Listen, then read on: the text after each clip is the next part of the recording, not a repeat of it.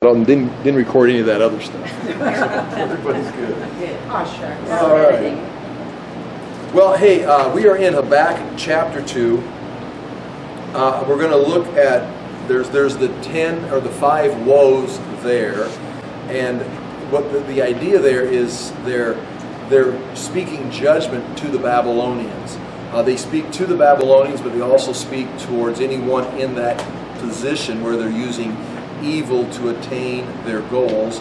And like we introduced last week, there's several portions within those woes that are scorning or mocking or their proverbial sayings. Many of them, and I'll try to trace some of them back to the Proverbs where they already says, he who builds his house with ill-gotten gain, will perish or something. And the Babylonians are right in that cycle. They're violating all of the Proverbs. And so that's being brought out as Habakkuk is writing. He's drawing on the Proverbs or the illustrations within the Proverbs of the Babylonians, just violating reality. Similar to what we see in our own culture. It's like, this is truth, this is reality, but you disregard that. You start building over here on this imaginary reality. You're guaranteed you're going to fall. You don't need to have great wisdom. You don't need to have great insight. You don't have to have just a run of bad luck. Because you're building in falsehood, it's going to collapse. I mean, Jesus said something similar when he said, he who hears my words and does them is like a man who built his house on a rock. But the one who doesn't is like building a house on the sand. It's going to fall every time. And so Habakkuk is addressing that. So in chapter 2 of Habakkuk, we begin with the Lord replying to Habakkuk's second complaint. And I'll just read very quickly chapter 2, verse 2. Then the Lord replied, "Write down the revelation and make it plain on tablets so that a herald may run with it. For the revelation awaits an appointed time. It speaks of the end. It will not prove false. Though it linger, wait for it. It will certainly come and will not delay." Then he says, and what he's talking about is this cycle of just nation rising up, overcoming nation. It's just going to continue on forever. Well, the end, it speaks of the end. There's going to be a day where God puts this to a stop. That's ultimately going to be the second coming. But meanwhile, concerning the Babylonians who are, maybe it was the Assyrian cycle and the Babylonians overtook the Assyrians, and now the Babylonians are rising in power. It's like, what's going to be the stop? Well, they're going to cycle through just like everybody else.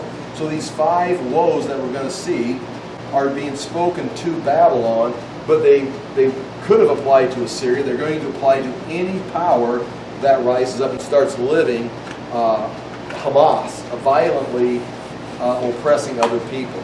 And so now we've got 2 groups of people. We're going to have the proud, and we're going to have those who in their soul will realize they are weak, or they've got a fault, they've got a sin nature, they need help.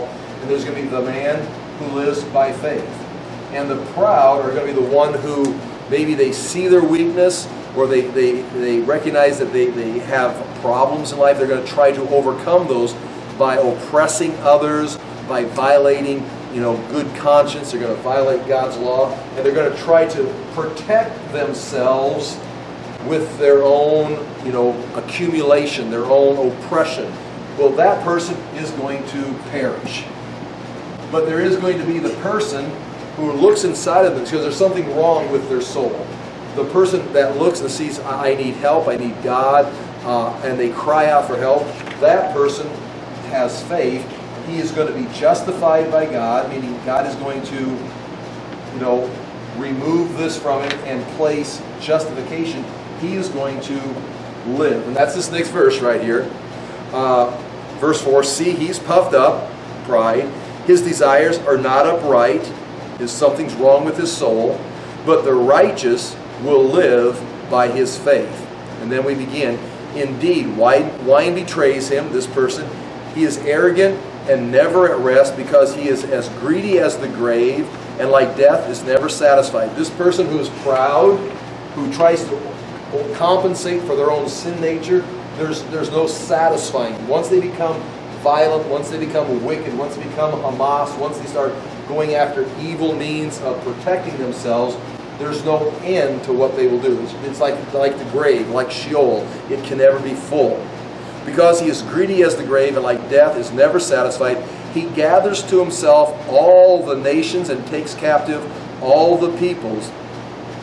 And then in verse 6, will not all them taunt him with ridicule, scorn, saying? And so because this proud person conquers the earth, he himself is going to perish. And here begins the cycle of the 5 woes. Now, we looked at this last week, verse 6b, chapter 2, verse 6b. Will not all of them taunt him with ridicule and scorn, saying? Now there's more to that verse right here. But who are they? Will not they? They are going to be, for example, as this cycle goes through and the Babylonians rise up and they begin crushing these different people groups, there's going to be a time where Babylon is on its downward side and going to be overthrown. These are the very same people they conquered are going to be they who will taunt Babylon as Babylon collapses. For example, on the rise, Babylon conquered Persia, they conquered Mede, many other people. But on their downward side, guess who it was? It was the Persians and the Medes who came in and overtook the Babylonians.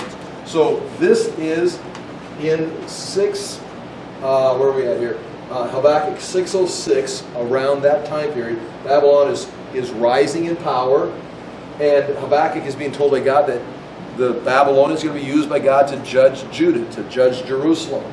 And Habakkuk is wondering, why are you doing this? God said, well, they're going to serve as a purpose, but they're going to cycle through, and they themselves will be crushed. Every one of these empires, every one of these worldly powers will be defeated. And here he says, it says, they will arise, chapter 2, verse 6, will not all of them taunt him with ridicule and scorn, saying? Now the NIV's got these words, taunt. Will they all not taunt? And then another word they've got is ridicule and scorn. And these are loaded words. And I've got on your page, page 1 of the notes, I've got the English Standard Version at the top. Shall not all these take up their taunt? There the English Standard uses the word taunt.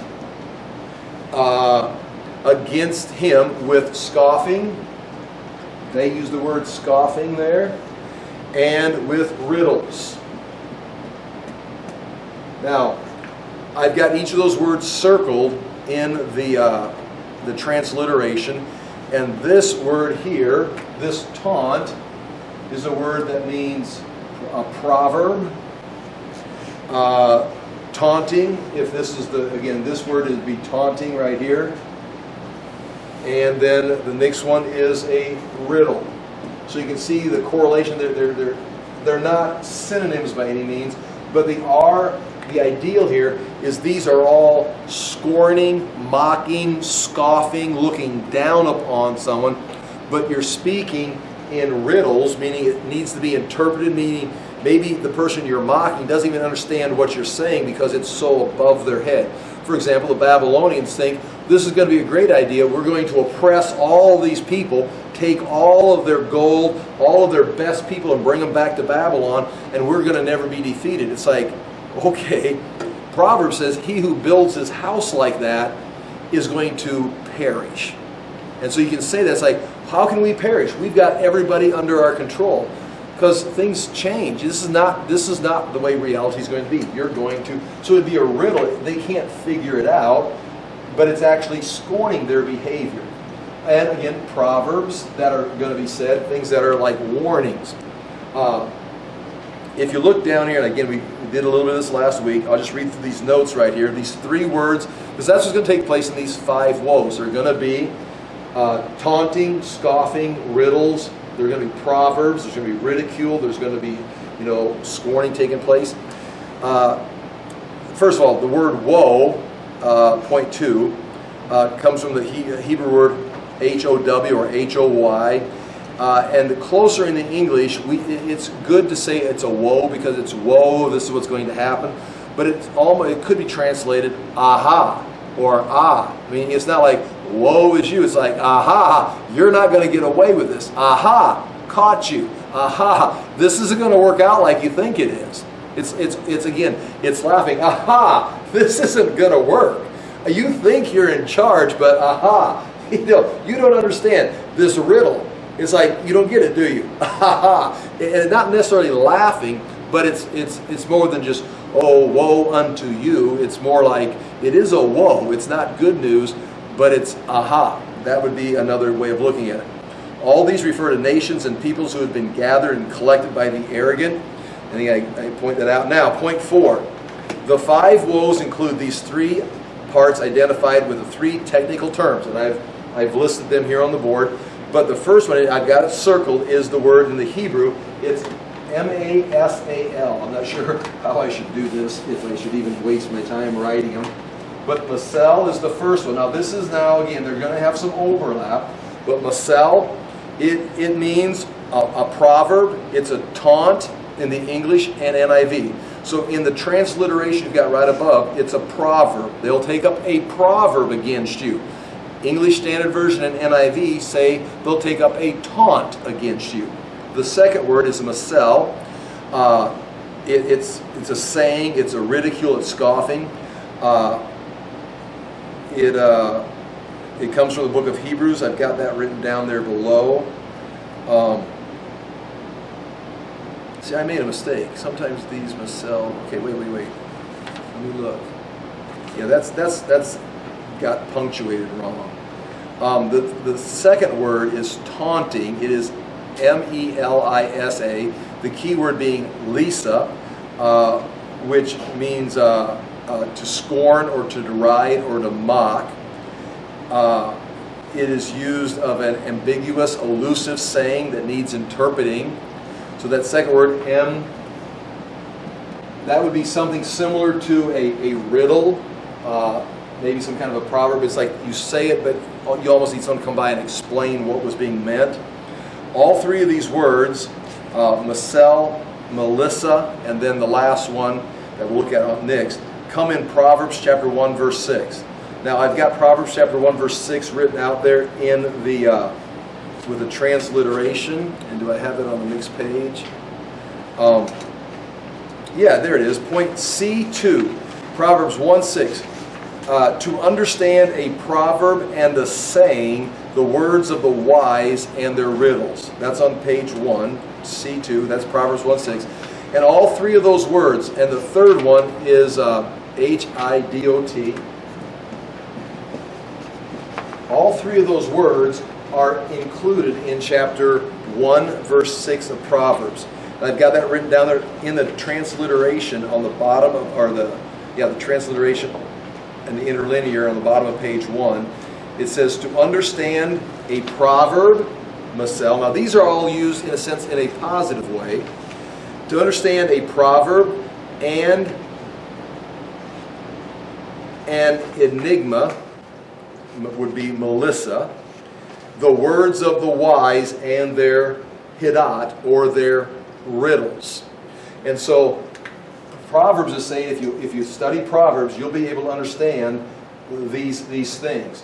But in Habakkuk, these same words are being used to speak to someone who doesn't understand them. And instead of being wisdom and advice to them that they can understand and apply to their life, you've already bypassed the understanding of these things. And so now they become, we're mocking you with them, we're scorning you, we're telling you the same riddles, and you don't get it. And so you can kind of see how those words are being used. That last one, hadat, means a riddle. It's the ideal of an elusive saying. It includes a paradox. And they may include words with double meanings. And I can try to show you, I'm going to try to do the best I can of drawing this out. But sometimes the words, like for example, in one, the word house is going to be used. And he's building his house. But that word house can refer to the dwelling, like the houses, the city. But it also refers to the dynasty. So Nebuchadnezzar is building his house, his dwelling, and his dynasty. But as he's building it, he's using evil gain to protect his dwelling, and using evil gain to protect his dynasty so they rule forever. But because he's using evil to do this, his dwelling will be lost, and his dynasty, he's going to lose his house, and he's going to lose his house, is kind of the way. That would be like an example of a double meaning that you are going to see here. Again, what's interesting about this for me, if you can separate this from just the ideal of being, Bible and Scripture and just this thing that was written down, but get in time with this, with Habakkuk, where he's seeing his corrupt culture. God is bringing the Babylonians in that's going to destroy them, and they're like on the top of their game. I mean, think of countries or empires or people that are at the top of their game. They seem like you cannot touch them. I mean, no one was more glorious than Nebuchadnezzar. I mean, to go to see Nebuchadnezzar would be very intimidating. They'd always bring the kings that they conquered to stand before Nebuchadnezzar and then send them back so they could get an image of who they were dealing with. And of course, it was very intimidating. But now the Lord is speaking now to Habakkuk, who would be intimidated by the Babylonians, and is saying, you see, this is not going to last. This is not sustainable. And the advice that I got out of this, or encouragement, was some of the things we're staring at today. And we know these things, but it's like, it's not going to be like this forever. I mean, it may get worse, and it will get worse in Habakkuk's day. And that's chapter 3 he's going to talk about. He's never going to see these things take place. It's just going to get worse for Habakkuk, and he's going to end up dying, and there's going to be no Jerusalem, no temple. He's never going to see the good days again. He's going down. But as far as Nebuchadnezzar or the Babylonians, this is not the final word. They're going to cycle through and perish. And the thing is, they did not know that. They thought they were going to beat the system. So there are people today, and again, I would assume somewhere in the world, and you can think of ideas of who you think those groups or people may be, or nations or countries, empires. But without the Lord Jesus Christ, they're going to cycle through, and there's going to be it's going to flip-flop on them. Today they may be bringing oppression and taking stuff from other people, but other nations. But as you're going to see here in this very first one, the very fact you took this from the Persians, you're on top. You can take whatever you want. But when this cycles through, you've actually, in a sense, borrowed from them, and what you thought you were taking from them, they were actually just loaning it to you, and now you've cycled through, and now it's time to pay them back with interest. And it's that typical, just like it turns, whatever you sow, you're going to reap. And when you look at our world today, and you look at people that are in power today, or however, if they are not acting with integrity, or they think they're beating the system, they think they're setting themselves up. And again, I think about possibly people today, what is going on in our nation, our culture. You don't know. You can't tell. But it would appear, I'll make this comment and try to move on. It would appear that there are some elite people in our culture that have given up on America. They think there's something bigger coming. They think there's a new wave coming. And they're kind of playing it off, possibly trying to sell it to the masses, the common person, about, America's a bad, corrupt country. There's a history of oppression, and don't treat women right, and all these bad things. And they're selling that to the public. Are you believing that? Okay, good. Because what we're really doing is just trying to get you off center, and you're looking at that, so you'll let us dismantle this so we can get on the next ship that's coming. We're going to bury America and jump ships. They're going to take all of whatever they've got, their gold, their possessions, their titles, and get into the new world order, or the, what's George Bush call it? Not the reset. What is that term? The new wave. What? Help me out. You know what I'm talking about? Well, it was Bush who said New World Order. New World Order, but there's another phrase that I've heard. It's the Great Reset. The Great Reset, right? And maybe it's happening, maybe it's not. But if it is happening, and they're just crushing people, and we're going to lose everything, just like if it be in northern Israel, if it be in Judah, whichever prophet, if it's Amos, if it's Habakkuk, if it's Nahum. There's the elite crushing the middle class into poverty because they are siding with the new up-and-coming Egyptian empire or the new up-and-coming Assyrian empire, and they're on the new wave. And I got to think something like that is happening up here above our heads, that something bigger is happening, and we're just being sold a line of, America's bad and you get oppressed, and they're going to be jumping ship. Now the point being, they may think they're going to pull it off, but what they are doing is going to cycle back on them. So we're talking about Nebuchadnezzar and the Babylonians in these verses, but it would apply to the Assyrians, it would apply to the Persians or the Romans, it would apply to any government that becomes oppressive, even today, if it's taking place. So here we go. What you've got on page 2, and I've showed you this before, I've added a few things to it. These are the 5 woes. I've got the word woe underlined, and remember, that is the word H-O-Y in the Greek, which could mean aha, aha. And there's sections. And I tried the best I could by underlining. There's a theme in each, because there's 5 woes. They're not, sometimes they sound like it's just being repetitive, but there's a theme, and I tried to capture it, and I think if we study through these, you can maybe even come up with a better, more, snappier little synopsis than what I've got.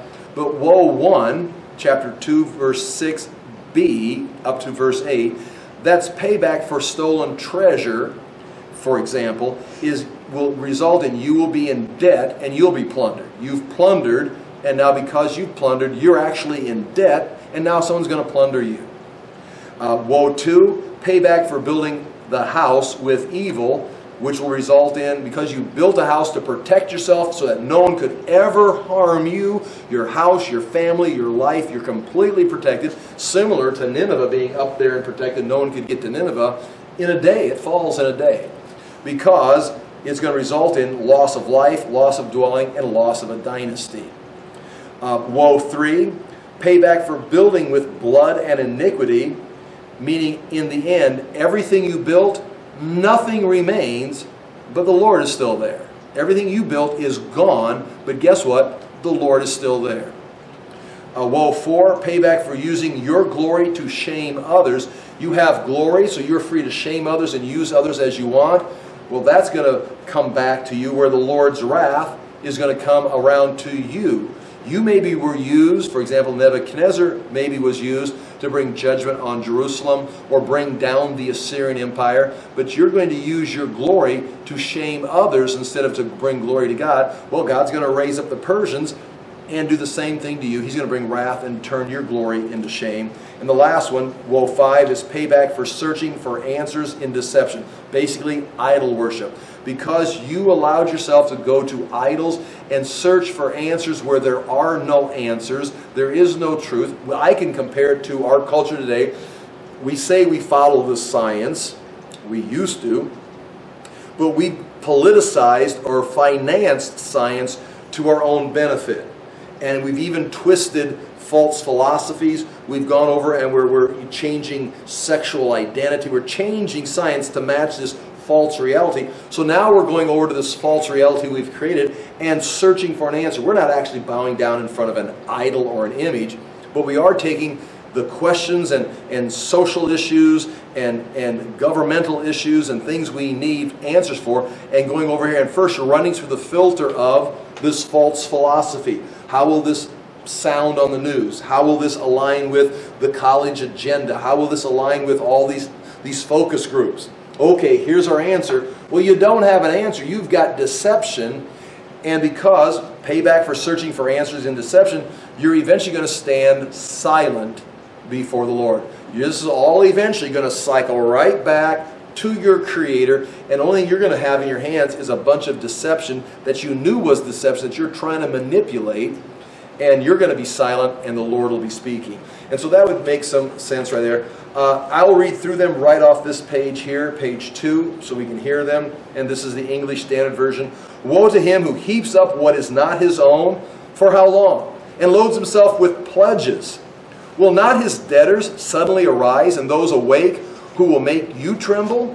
Then you will be spoil for them, because you have plundered many nations. All the remnant of the peoples shall plunder you. For the blood of man and violence to the earth, to cities and all who dwell in them. So all of these woes are going to include, they're going to include the sin or sins, and they're going to include the payback for those sins. Because you did this, or sometimes it's this, this, and this, and they may be categorized in a particular woe. Because you did these things, this is what you're going to get. And this payback is equal to this. It's what you sow is what you're going to reap. And it's not, again, do not let this just become a catchy little psalm-like saying. It's like, oh, that rhymes, that's clever. This is reality. You do these things, this is what you're not going to get to keep this. You cannot build in sin. You cannot build in violence. You cannot protect yourself by being cruel. If you think that's going to work, it's going to come back and you're going to be the one oppressed, being treated cruel. Everything you did to protect yourself is going to come back to you. I mean, Jesus taught it, Paul taught it, it's in Proverbs, it's in Bible stories throughout, it's in history, it's in Shakespeare. It's a principle of life. Everybody knows this.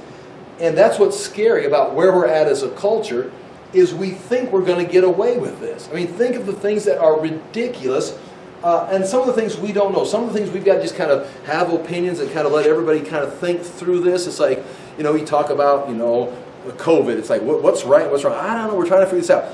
But there's certain things we know are wrong. Abortion is wrong. You're going to build women's rights based on freedom for abortion. That's women. You're going to sell that to the public.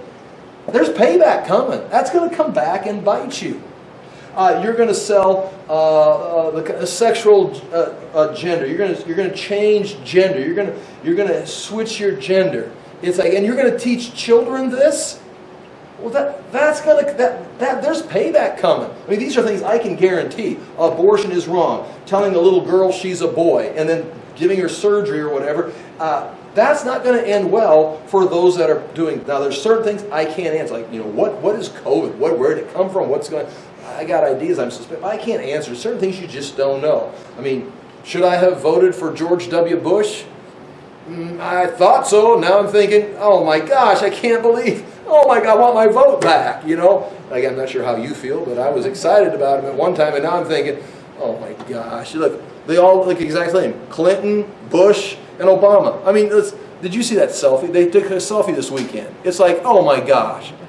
James Harris, he's a Texas a talk show host, James Harris. He put the picture up and said, caption this. And everybody's putting captions on, birds of a feather and all these things, because it's all through, and they're all kind of sticking their face, and it looked like George W. was taking the selfie with Clinton and Obama with him. And I just put on there, capital letters, not Washington, Jefferson, and Adams. I mean, because if you had a picture of Washington and Jefferson and Adams together, it'd be like, whoa, that's pretty cool. But you got it's like, they may think they're Washington, Jefferson, and Adams, but it's like, they're like three clowns that duped the nation. Anyway, it's coming back. And, okay, here we go. What was I saying? Okay, I was reading number one. Number two, woe. Woe to him who gets evil gain for his house, to set his nest on high, to be safe from the reach of harm. You have devised shame for your house by cutting off many peoples. You have forfeited your life, for the stone will cry out from the wall, and the beam from the woodwork respond. In other words, you thought you were building protection, but as you were building what you thought was protection, you were actually setting your dynasty up for utter shame. This will be great. We'll be protected forever. No, you're not. Within 3 generations, you're going to be totally embarrassed because you did this corruptly. Now notice, 3 generations. Again, there's 5 kings listed here, but it's actually 3 generations. You've got Nebuchadnezzar, one of his sons, a couple other people, and then it would be a grandson, Abadias. And that was the 3 generations there. But I mean, that's how fast this comes back. I mean, in a lifetime, it may not seem like it's happening fast enough. But if you look at a few generations, these things, it doesn't take millenniums for some of these things to transpire. Woe 3. Woe to him who builds a town with blood and founds a city on iniquity. Behold, Is it not from the Lord of hosts that peoples labor merely for fire and nations weary themselves for nothing? For the earth will be filled with the knowledge of the glory of the Lord as the waters cover the sea. Now I will point out 1, 2, 3 woes, and at the end of the third woe, we start talking about the Lord. Then we go woe 4 and 5, and that ends with talking about the Lord again, saying the Lord is in his holy temple. Let all the earth keep silent before him. So those are your two places in these woes. It's Babylon woe, Babylon woe, Babylon woe. But the whole earth is going to be filled with the glory of the Lord. Woe to Babylon, woe to Babylon. But the Lord is in his holy temple, and the whole earth is silent before him. So again, there's always that contrast. You're looking at Babylon, and then there's always this up here, the Lord, who is in control. Woe 4. Woe to him who makes his neighbors drink. You pour out your wrath and make them drunk in order to gaze at their nakedness. Now this would be talking about Nebuchadnezzar and the Babylonian glory, meaning they've got glory, so they use their glory to influence others, so they can use others. And this can go all the way to just using them for their own pleasure, using them for their own advantage, or it can actually get into sexual immorality. And I think all of that would be included, especially when you start talking about riddles and scorns and these sayings. So they're using their glory to bring shame on others.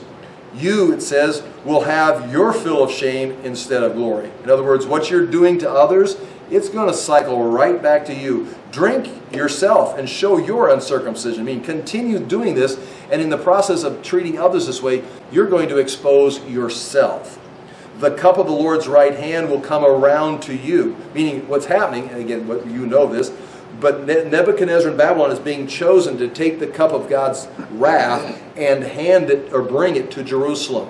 Well, during that process, they're giving themselves glory, they're giving themselves credit. Well, that cup that they're bringing on Jerusalem, it's going to be passed to somebody else, and they're going to bring it over to Babylon. So it's going to go from Babylon, they're going to hand it to Persia, and although Babylon brought the cup of God's wrath to Jerusalem, they're going to hand it to the Persians, and the Persians are going to bring it right back to the Babylonians and pour out God's wrath on Babylon. So it's like, just because you're in the driver's seat today, God may be putting you in the driver's seat for his own purpose. You've got to make sure you keep your eye on God, because if you start looking at yourself, you're going to miss what's going on. And that's what they're blind. They do not see, and that's why they're being mocked. You don't see. You think you've got power and control and glory, and that you're going to bring your wrath on all these people. It's like, no. God puts you in a position to do his work.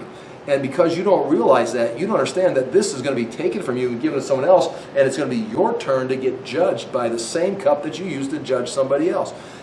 Which is, again, a very humbling thought. I mean, historically, in nations or even in your own private life. The cup of the Lord's right hand will come around to you, and utter shame will come upon your glory.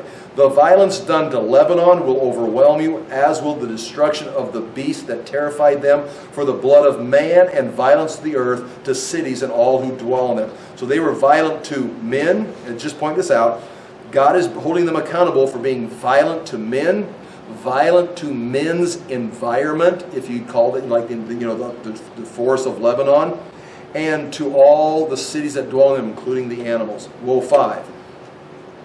And here's it talking about the idol and the false truth.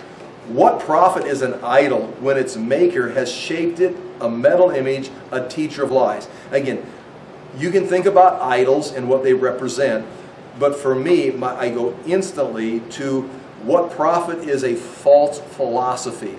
You've rejected a reality and tried to build your own truth. And that's what it says right here. Its maker has shaped it a metal object, a teacher of lies. You've rejected truth. You've rejected reality. You've come over here and you've molded your own concept of what you think should be real. And now you start asking it for questions and directions. If it be evolution, if it be secular humanism, if it be a variety of other things, even communism. This is the way the world works. How should we all solve our problems with this false philosophy? It's teaching you lies. It's teaching you it's not going to work. And you start applying that, and then you look at our universities that are taking all these false philosophies and shoving them into people's brains, getting them wired to begin to solve problems using the theory of evolution and communism and Marxism and all these other false philosophies. And now you're going to start going to these false philosophies for answers? Do you understand? It's a disaster. You're eating, you're devouring lies. For its maker trusts in its own creation.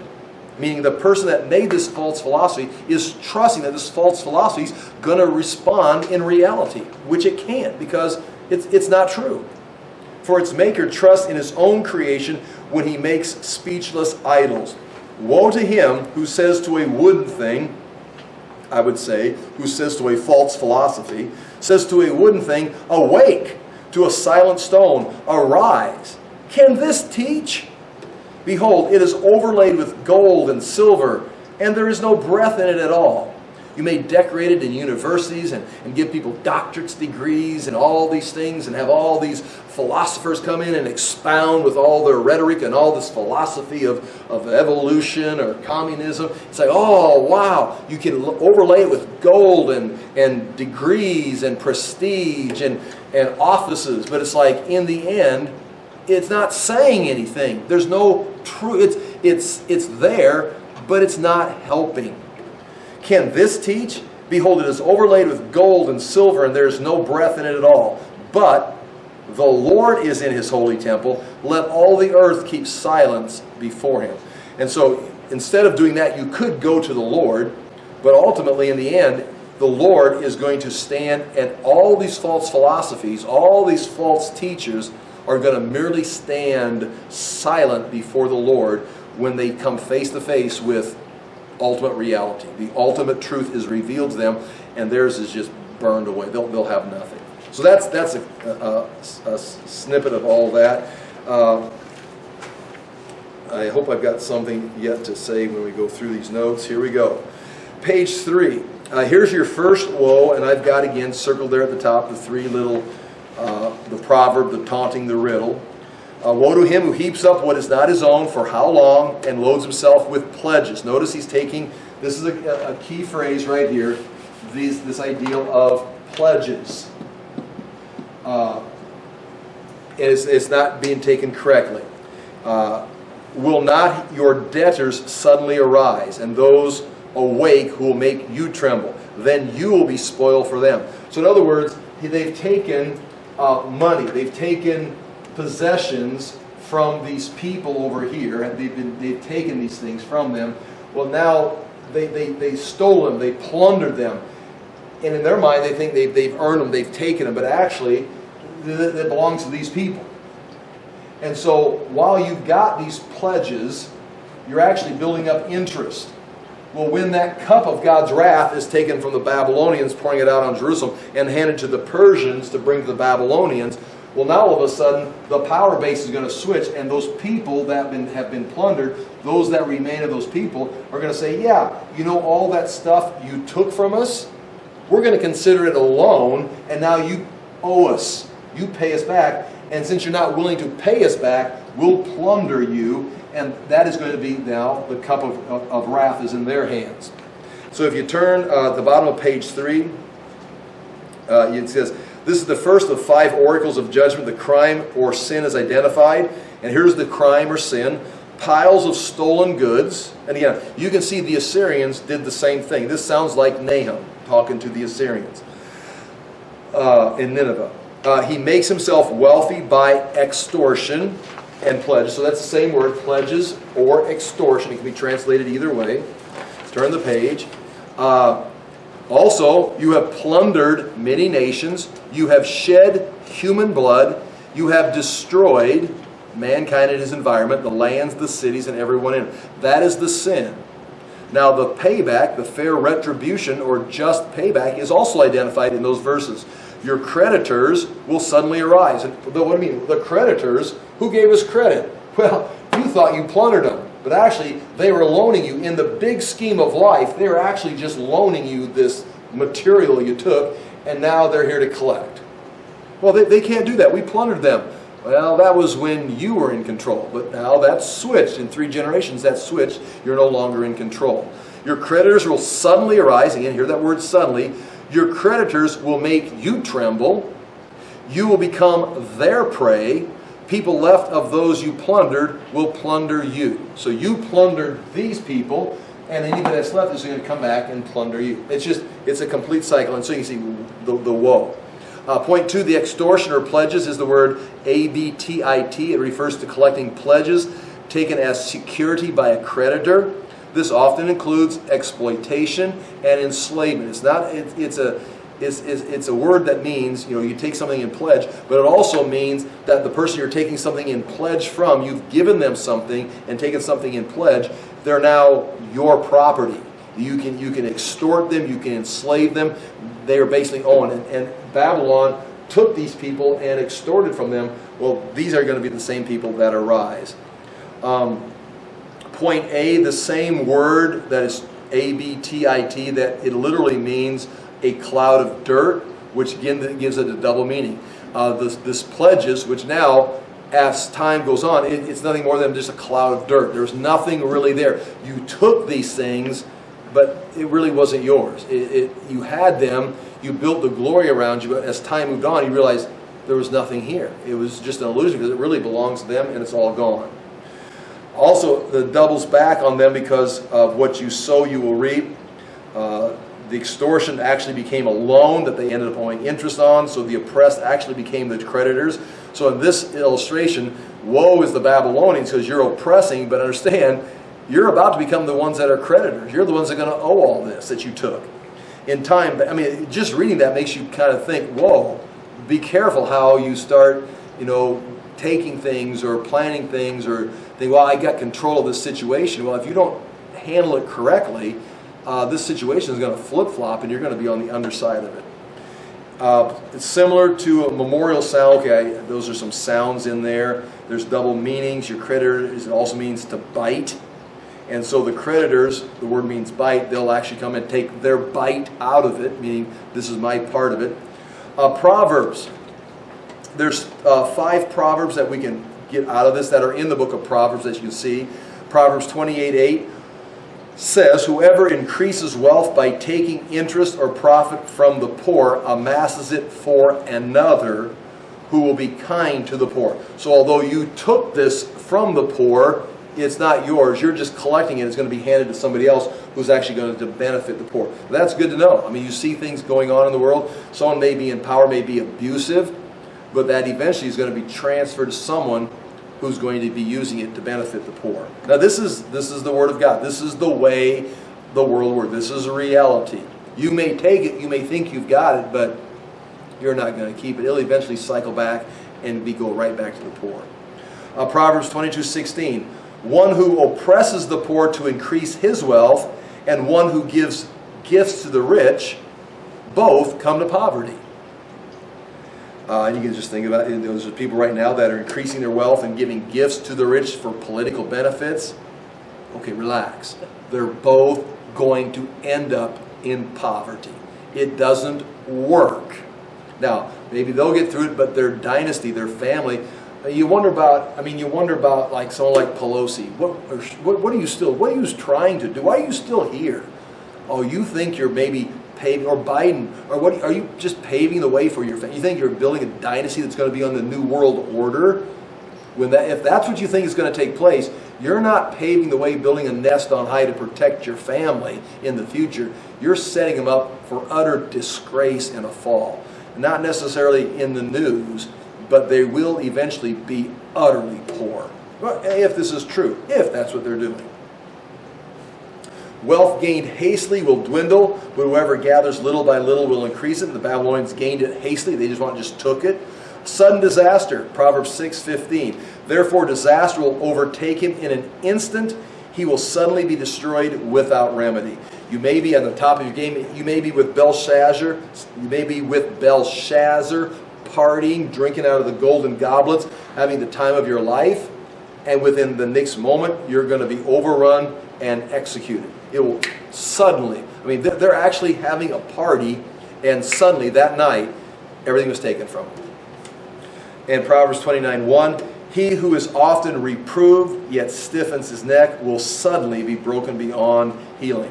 Point 6, justice and vengeance, because you have pillaged many nations, all that remains of the people shall pillage you. The concept of all those poetic justice, the concept that all of these poetic justice will come. I can't remember what I was writing there. That don't even make sense. Page 5, chapter 2, verse 9 through 11. This is the second woe. Woe to him who gets evil gain for his house. Now we're going to be talking about, so you kind of see what that was talking about. It's talking about plundering people and taking your stuff. It's going to cycle back where you're now in debt to the people you took from. You didn't take it from them. You was a loan to you. Now we're going to start talking about the house. Building a house for the future. You're going to get so much gold, so much money, so much protection that your house, and this will have double meaning, your dwelling and your dynasty, your family, is going to be set for the future. Everything is going to be beautiful. You've got so much money, so much power, so big of walls. Woe to him who gets evil gain for his house, to set his nest on high, to be safe from the reach of harm. Meaning, aha! You're trying to build a house that's so protected, no one will be able, and you don't care what it takes. You're using evil to get this done. Aha! Understand. Over here in your false reality, it looks like a plan. But in God's reality, anyone who builds a house like that, aha, it ain't going to work. It will not work. You have devised shame for your house by cutting off many peoples. In the process of trying to build a house for yourself, you've cut off people. You've destroyed people in an attempt to make your future look good. And because you've done that, you've devised shame. There's not going to be glory over here. There's going to be shame.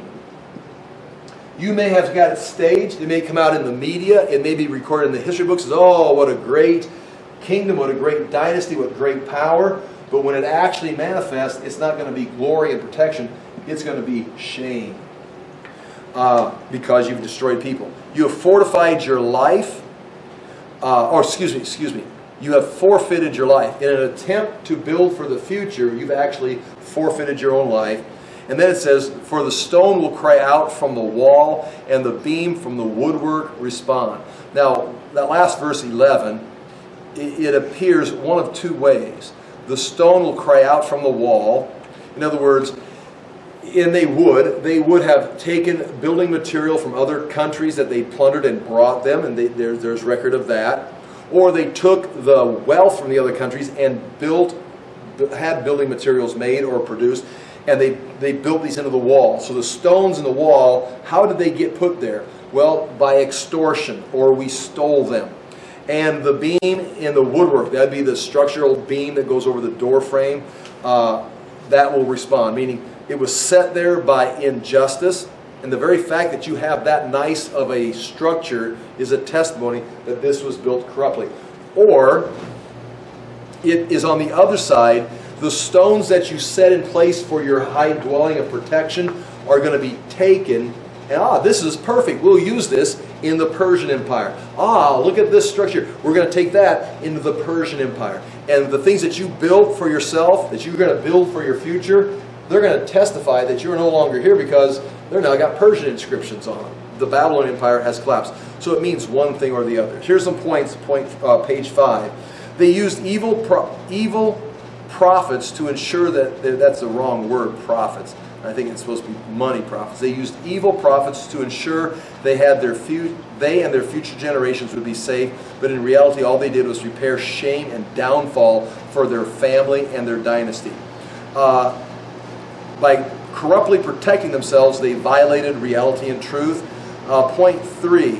I've got underlined in the transliteration or the interlinear up on the top there, on the right side, I've got underlined the word B-E-S-A, and that is B-E-S-A in the Hebrew is the word gain.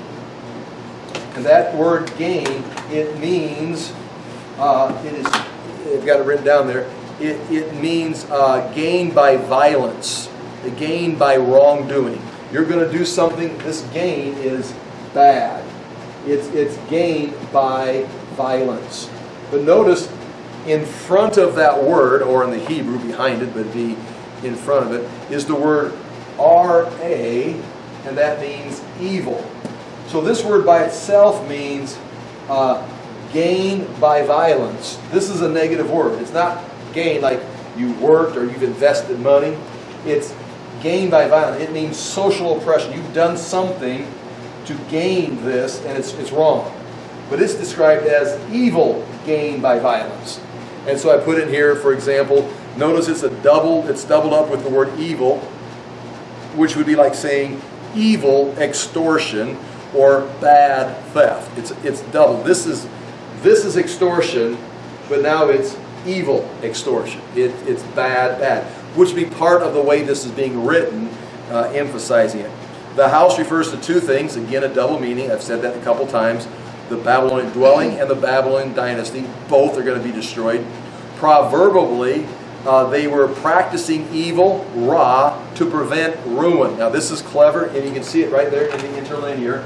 Remember, the word ra means evil. It means evil gain. But at the very end of that, look, I have to look on the left side, it says, woe to him who gets evil gain for his house, to set his nest on high, to be safe from the reach of harm. In the English Standard, that word harm is the word, and you see it right there, right? You see what it is? It's the word ra.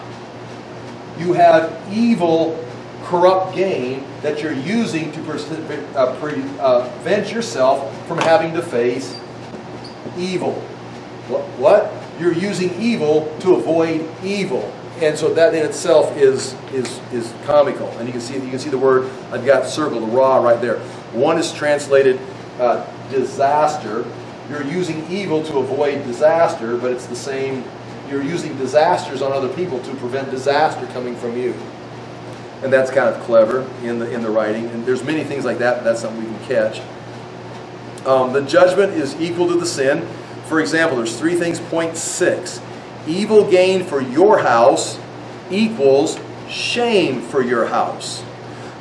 B, cutting off many peoples means you have forfeited your life.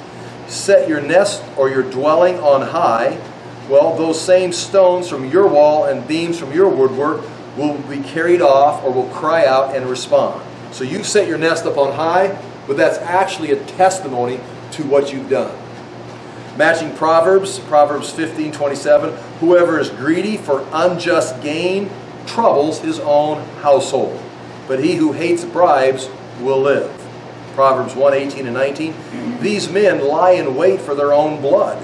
They set ambushes for their own lives. I mean, they're talking about people that plan traps for others. It's like you think you're trapping someone else, but in the very fact that you're doing it, you're setting a trap. In man's eyes, there are people getting away with things. They plan someone else's downfall, and it happens. But as God's looking at it, it's like, well, that's not the way it works. You're just seeing half the circle. Here's man's plan. I'm going to go from here, and I'm going to do this evil thing, and I'm going to have gain. It's like, well, that's not the way the world works. The world is a complete circle. You sow this, you're going to reap this. So the world may only see this. They did this thing and no one caught them. No. This is what's going to happen. We may not understand this, we may not see this, and that's part of Habakkuk's complaint. God is saying, whoa, it's like this is part of God's response.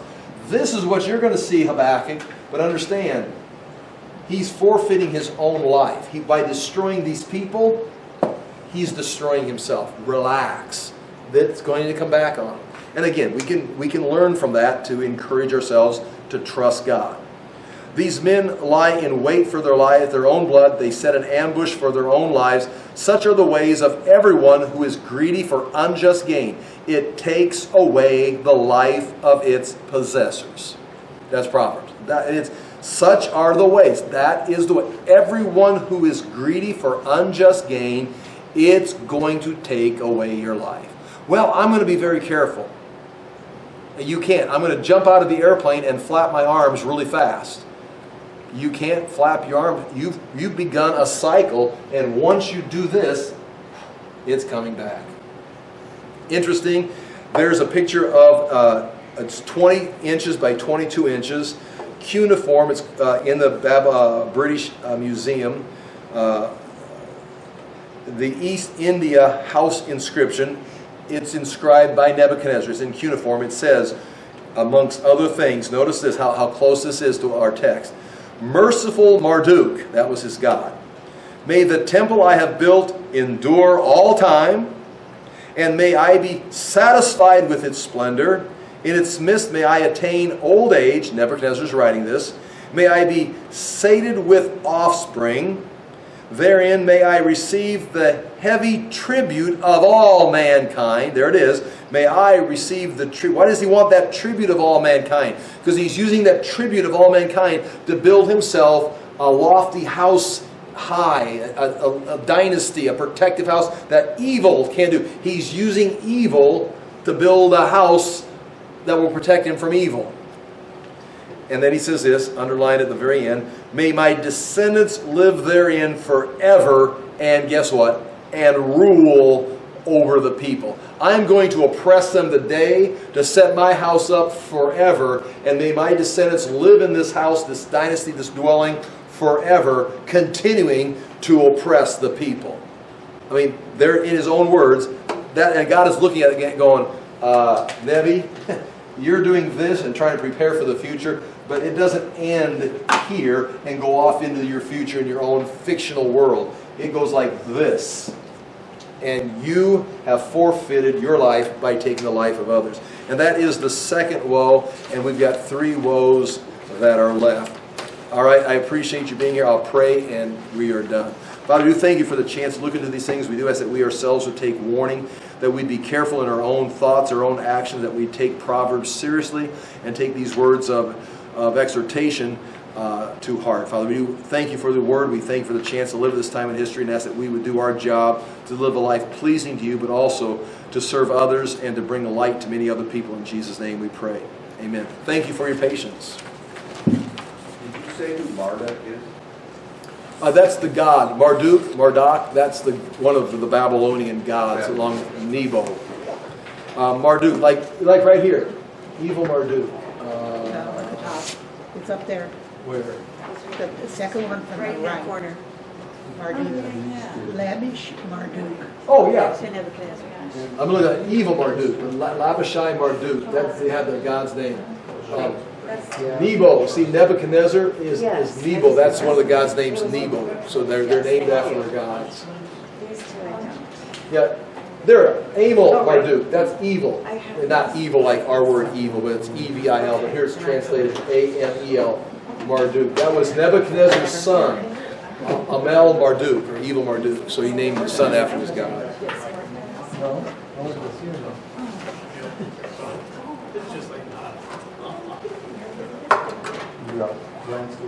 Not today.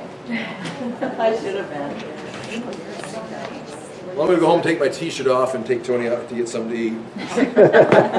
No, I'll go with you. I'm not going to wear my t-shirt. Okay, call me a coward. It says unafraid. I know, but that was beyond, that was a little beyond the podium. Should say,